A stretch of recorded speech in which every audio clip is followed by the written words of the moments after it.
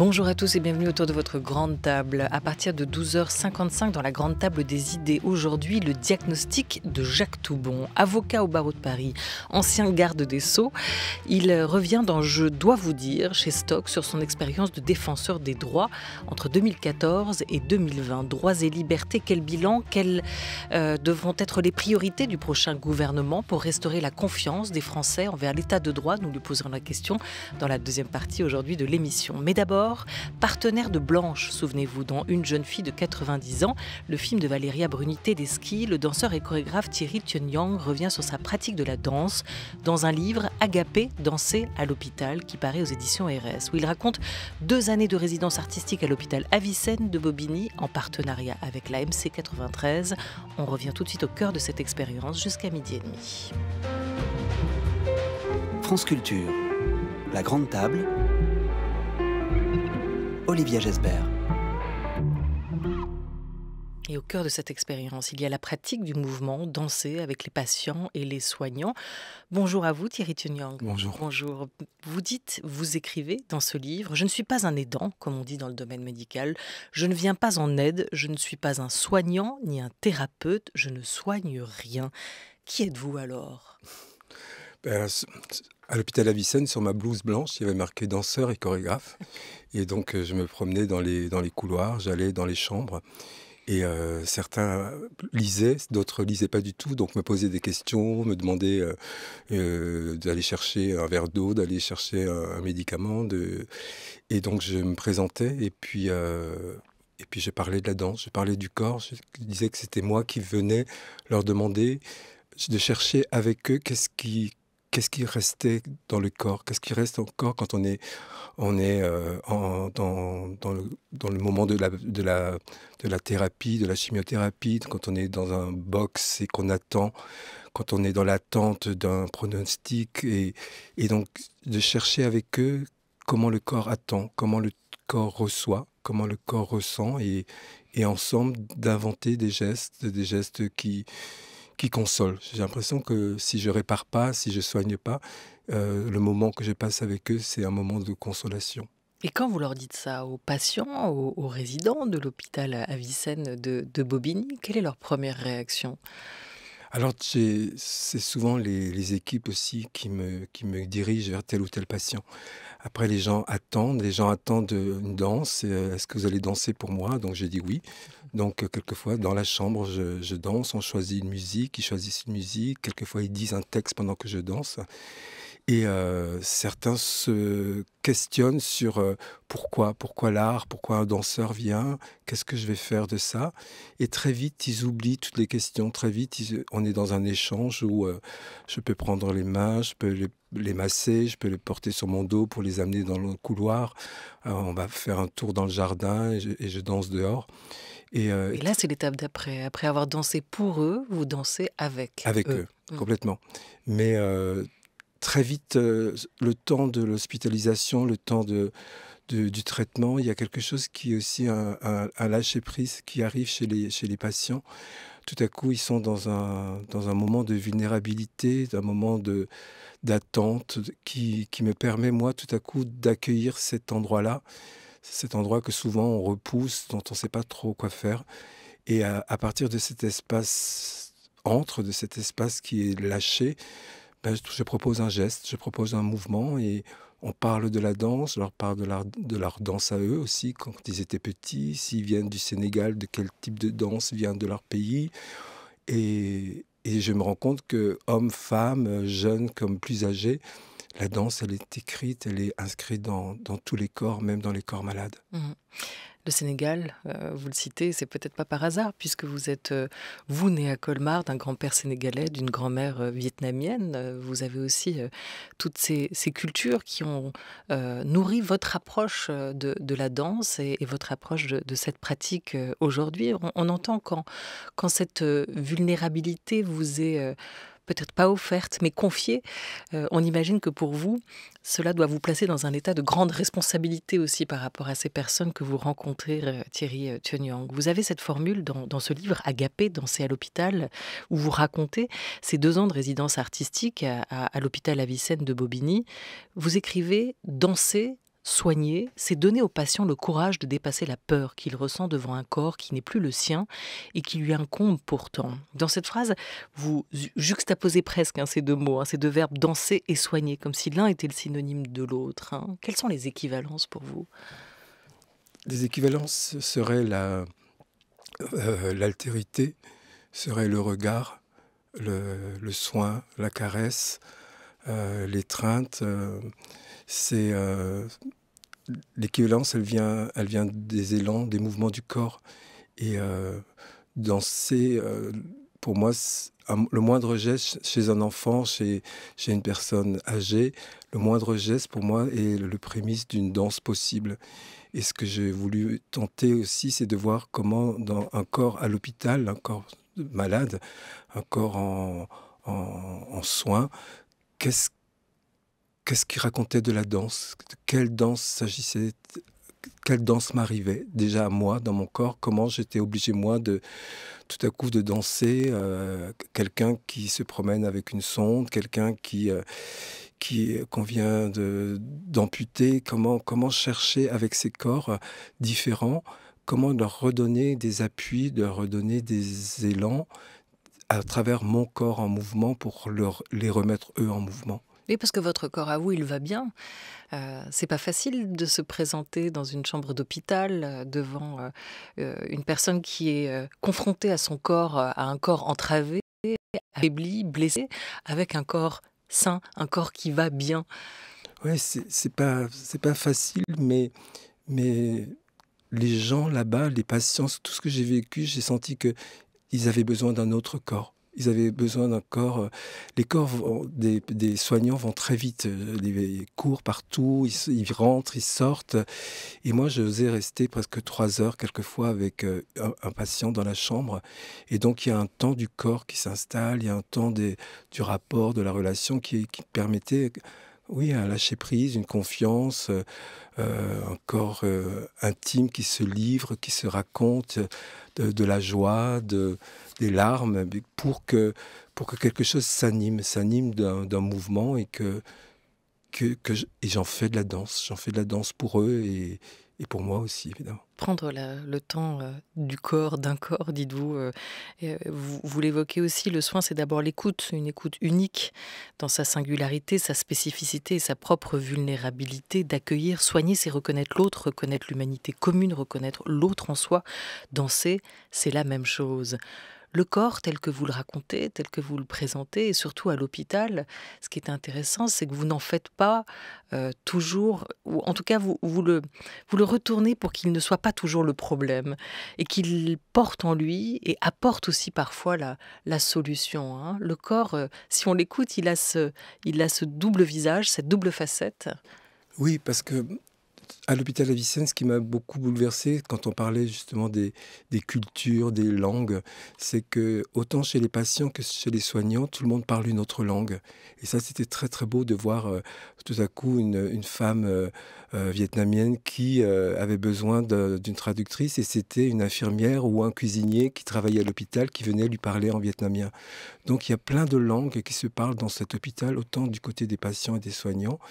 Et ça permettait aussi à tous ces corps malades, à toutes ces personnes, d'avoir entendu quelque chose dans leur langue maternelle. Et du coup, dans cette langue maternelle, quelque chose aussi s'inscrivait dans la confiance d'être accompagné, dans la confiance du traitement. Et du coup, les corps étaient offerts, proposés, accueillis pour que quelque chose se mette en voie, en guérison, en attente, en écoute. La danse, ça peut être la musique aussi. On va écouter les mots de la violoncelliste Claire Repère, qui, elle aussi, a pratiqué avec son violoncelle dans les hôpitaux, et notamment dans les Hauts-de-Seine. Elle est l'autrice du livre Le pansement de Schubert, paru chez De Noël, pour lequel on la recevait. Elle nous raconte comment son violoncelle peut parfois apaiser, offrir peut-être simplement un moment de grâce.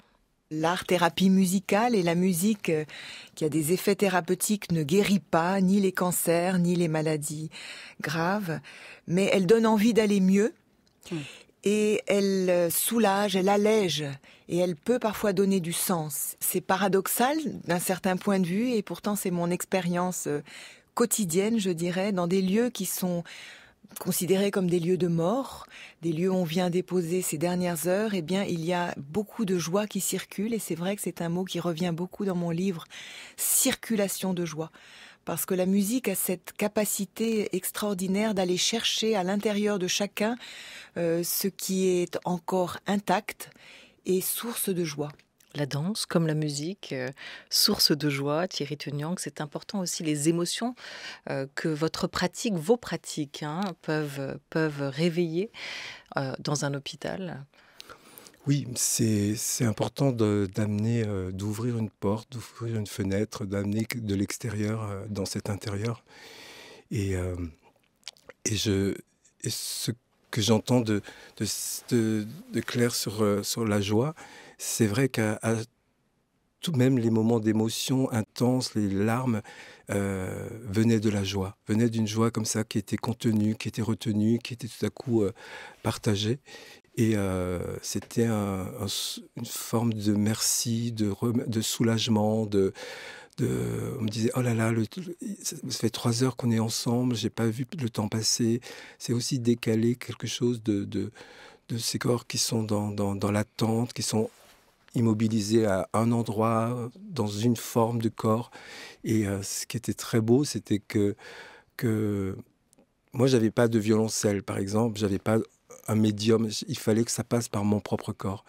Et je me suis rendu compte que ces gens-là aussi, dans cet hôpital, avaient besoin on les appelait patients, et que la première chose qu'ils devaient apprendre, c'est apprendre la patience.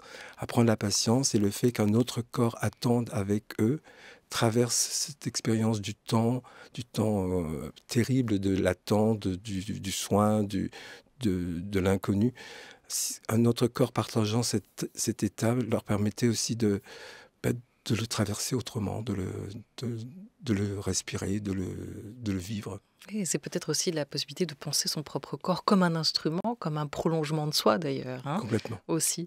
Vous le dites, la danse, ça se joue, cette pratique-là aussi au présent. C'est une danse du présent, une danse du sensible. Transformer la vulnérabilité des autres en force pour les accompagner dans ce processus. On imagine qu'il faut au préalable avoir réalisé ce travail sur soi, Thierry Teniang. Qu'est-ce qui vous rendait ou vous rend encore parfois vulnérable ? Oh, beaucoup de choses, toute l'actualité, tout l'avenir, toutes les questions. Mais je sais aussi que c'est un endroit où je peux travailler. À un moment donné, j'ai eu envie de chercher d'autres corps que celui des danseurs et danser avec une autre tribu, inventer, croiser d'autres corps, des corps âgés, des corps d'enfants, des corps de détenus, des corps de personnes atteintes d'Alzheimer. J'avais vraiment envie de chercher un autre corps pour me réinventer ma danse. Peut-être aussi désamorcer un peu toutes les forces que j'avais, tous les outils, et les remettre en question, les questionner pour inventer une danse au présent, pour être au présent totalement. Et j'ai découvert avec ces corps fragiles, ces corps empêchés, que le présent était notre lien, que c'était à travers l'acceptation du présent qu'on pouvait inventer des imaginaires, qu'on pouvait inventer des récits, qu'on pouvait partager quelque chose qui n'a rien à voir avec la peur, par exemple. Voilà. Vous êtes-vous venu à la danse, au métier de chorégraphe aussi, à cette pratique, à cette discipline un peu sur le tard? Vous n'avez pas fait l'école de danse de l'Opéra de Paris à 10 ans, vous y êtes arrivé un peu après. Qu'est-ce qui vous a attiré dans la danse? Qu'est-ce qui vous a poussé vers ce langage-là, vers cette discipline-là? Je crois que c'est parce que peut-être j'étais enfant, adolescent assez timide et que j'avais du mal à m'exprimer, à parler. J'étais un grand lecteur, un bon élève, et que je voyais à travers, déjà dans ma famille, mon métissage et tout ça, des façons d'être très différentes par rapport au grand-père sénégalais, à la grand-mère vietnamienne, à la maman alsacienne. Donc des façons d'être, des façons de bouger, des façons d'attendre, des façons d'accueillir, de faire la fête très différentes. Et que je comprenais qu'à travers les corps en mouvement, à travers les danses traditionnelles, comme les danses savantes, comme les danses populaires, il y avait quelque chose du vivre ensemble qui me bouleversait, et que j'ai eu envie. Donc j'étais quand même enseignant pendant quelques années, et j'ai vu que avec certains enfants, il fallait juste bouger, il fallait juste courir, sauter pour apprendre mieux à lire, et qu'il fallait se lever de sa chaise et grimper sur la table et danser pour que quelque chose accède à l'apprentissage, au monde et à l'autre. C'est intéressant. Vous avez été instituteur, enseignant, psychomotricien. Vous avez aujourd'hui cette pratique qui vous permet de transmettre encore. Mais qui vous a transmis tout ça à vous? Je sais pas, la vie, Il n'y a pas une personne. Non, il n'y a pas vraiment une personne. Il y a plein de personnes qui m'ont appris à travailler, qui m'ont appris à remettre en œuvre mes outils, à questionner. J'ai fait des rencontres étonnantes.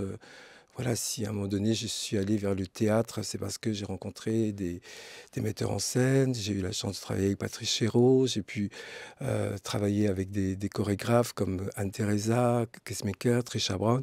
Mais c'est aussi tous les vieux, les jeunes, les enfants, les inconnus qui m'ont donné envie de danser, tout simplement. Alors cette résidence, elle a été une expérience à part entière la saison dernière. Elle n'est pas la seule. Vous avez en parallèle conçu les chorégraphies notamment du prochain film Les Amandiers de Valéria Bruni Tedeschi en compétition au Festival de Cannes qui vient de lever son rideau. Un film sur l'aventure du théâtre des Amandiers et sur son école dirigée par Patrice Chéreau que vous évoquiez à la fin des années 80. Des retrouvailles pour vous, sûrement avec un lieu et un metteur en scène décédé en 2013 avec lequel vous avez longtemps cheminé sur ce compagnonnage et ce que vous lui avez apporté, Chéreau disait en 2009. Ça nous ramène à une personne que j'observe depuis quelques années maintenant et qui m'aide probablement à transformer ma façon de travailler, qui est Thierry. Dans la façon qu'il a eu de faire travailler les chanteurs et les acteurs de la Maison des Morts, dans ces improvisations, ces très grandes improvisations qu'il sait magistralement mener et que moi je ne sais pas mener, dans le fait que je me laisse guider et dans le fait que je partage la mise en scène, il y a là, je crois, l'espoir d'une modification de mon travail. Voilà. Peut-être du sien aussi, mais je ne sais pas. Mais je crois que c'est une grande chance pour moi de pouvoir travailler avec lui. Ça, c'est Patrice Chéreau parlant de vous, Thierry Thunyang, et de cette rencontre. Vous l'avez mis en scène aussi, hein, vous, dans une de vos créations du printemps, présentée à Valence, puis à Paris, où il faisait des lectures pour vous, partager le plateau avec une troupe de seniors amateurs. Qu'est-ce que ça vous a apporté à vous aussi, ce partage? Parce que ce qui est intéressant, c'est qu'on sent que ce soit des metteurs en scène célèbres comme Chéreau ou effectivement des patients que vous rencontrez à l'hôpital, vous placez toujours vos relations sur un pied d'égalité. Hein. Oui, complètement. C'est à égale distance. L'expérience à Avicenne, elle est là en parallèle avec... là, on est en train de reprendre justement une mise en scène de Patrice Chéreau, La douleur de Duras avec Dominique Blanc pour la rentrée. Et donc, on se retrouvait tous les deux, Dominique et moi, à replonger dans nos souvenirs, parce qu'il n'y a pas de captation. Donc, qu'est-ce qu'on a fait avec Patrice? Voilà. Et en même temps, je m'arrêtais, je partais à Avicenne, aller retrouver un tel dans telle ou telle chambre. Et pour moi, c'est vraiment à égalité. C'est à égalité puisque ça me questionne, ça m'anime au même endroit, celui du mouvement des corps, du mouvement de la pensée, de l'altérité, de cette chose qui nous ressemble, qui nous rassemble. Oui, j'ai besoin de cette altérité pour tenir debout et pour me réinventer tout le temps. On a fait des choses plus difficiles que... On a fait des choses plus difficiles que hier. Ouais. Ça, c'est vrai. On a fait des équilibres sur un pied. Tous les deux, vous m'avez soutenu, vous m'avez... Oui. oui. soulevé. Oh, Je vous ai porté. Vous vous souvenez de ça?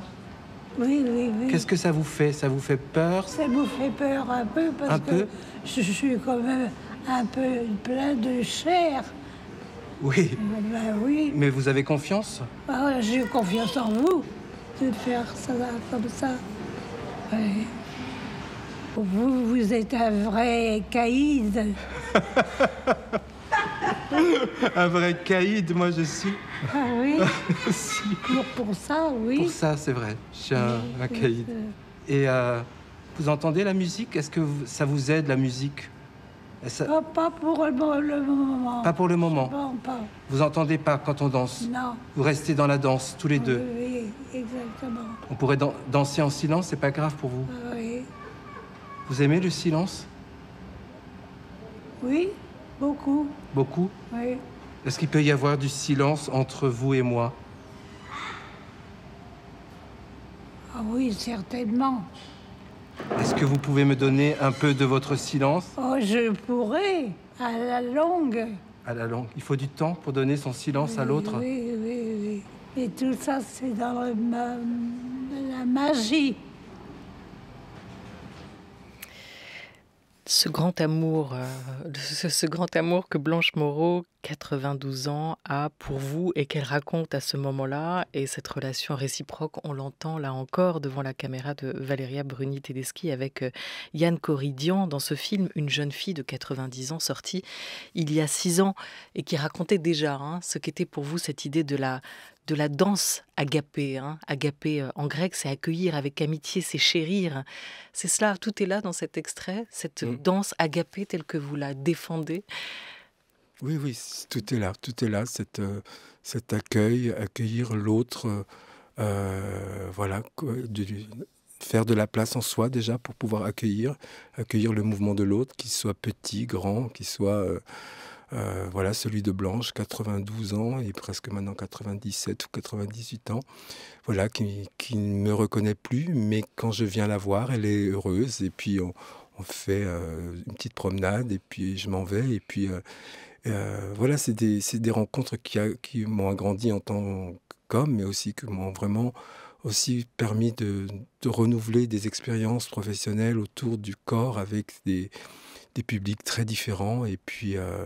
Et c'est vrai que Avicenne a été un moment incroyable, puisque autant Blanche, qui est dans une résidence, on peut la voir tout le temps, ce sera sa dernière maison.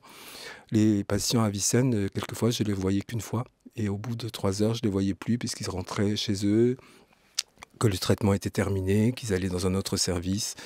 Et donc, quelquefois, les histoires sont courtes aussi, mais elles sont d'autant plus fortes. Vous disiez aujourd'hui, Blanche ne me reconnaît pas quand vous y allez, mais est-ce qu'il y a une mémoire du corps? Est-ce que son corps vous reconnaît? Ah oui, son corps me reconnaît vraiment, parce que la manière dont elle me prend le bras, dont tout à coup, les soignants disent, avec vous, elle marche beaucoup plus vite. Voilà, il y a quelque chose de la confiance, des appuis dans le corps. Et je sens qu'elle reconnaît. C'était assez rigolo, puisque la dernière fois que je l'ai vue, elle m'a dit « Mais vous n'êtes pas le sosie de l'autre ?» Et donc je me suis dit « Bon, voilà, elle m'a reconnu quand même. » Vous parlez beaucoup du mouvement, de ces corps en mouvement. C'est de soulèvement qu'il sera question avec vous et avec Thiago Rodriguez cet été au Festival d'Avignon, où vous allez chorégraphier pour cette pièce mise en scène par Thiago Rodriguez, futur directeur du festival, mise en scène par Anne Théron, mais sur un texte de Thiago Rodriguez, le futur directeur du Festival d'Avignon, Iphigénie de Racine. Vous avez commencé à travailler? Oui, on a commencé à travailler. Trois. On a commencé à travailler. Donc c'est à partir d'Iphigénie de Racine.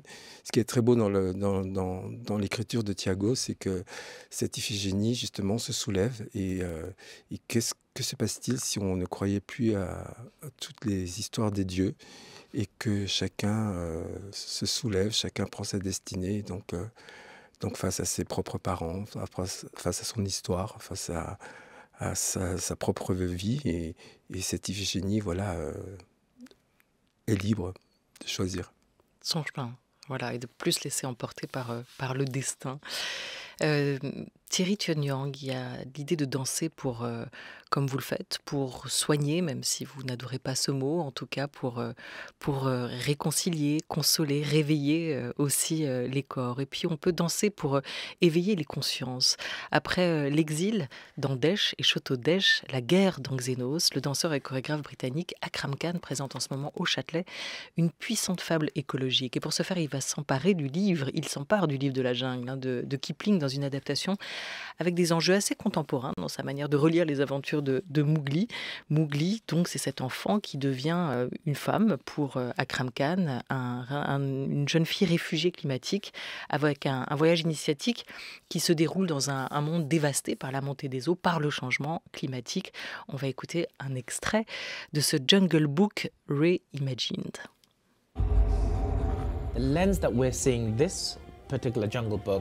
Le prisme par lequel nous abordons ce livre de la jungle est ancré dans le présent, la jungle de ce monde.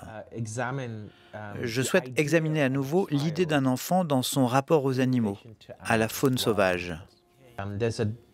Et il existe une vraie relation entre l'atmosphère terrestre, le changement climatique et les villes dans lesquelles nous vivons.